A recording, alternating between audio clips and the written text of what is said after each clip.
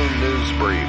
More info at fullandbloom.com. Guitar World Magazine recently interviewed Ratt guitarist Warren DeMartini. A link to the entire interview can be found in the description. On how much impact Eddie Van Halen had on his playing, DeMartini said, "Oh, a lot, sure. There was his sound, but there was always his whole style. He had a shuffle that nobody else had. I was crazy about that shuffle, and I'm the one. I think Eddie got some of that from listening to Eric Clapton, although he played it much slower. There was the same kind of snappiness, though." Kind of a funny story about Eddie. Robbin Crosby knew him a bit, and I think he also knew some people on Van Halen's crew, so we got passes to the band show in San Diego during the Women and Children First tour. I drove us there, and we got to the arena before the opening act went on. A crew guy that Robbin knew showed us Ed's rig, and we talked for a bit. A while later, halfway through Van Halen's set, I realized I left my jacket on the stage where we were talking, right behind the PA speakers on Ed's side.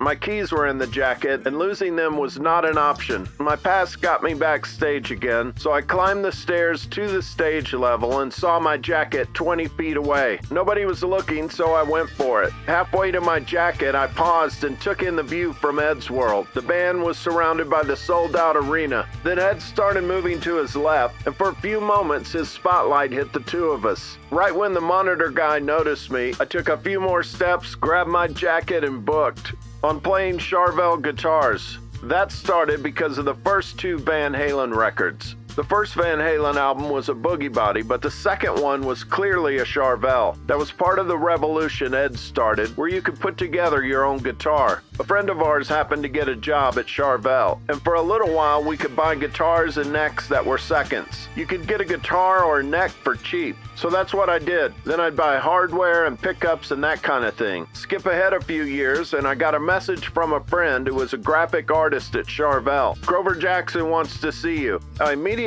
thought, oh man, he wants me to rat out whoever was selling me these seconds. Robbin and I drove out to Charvel, and Grover said, "You guys are obviously Charvel fans. I'll build you the best guitars I can, and we'll work out something later when you could afford it," which was awesome. That's right around the time when the Cross Swords guitar was built.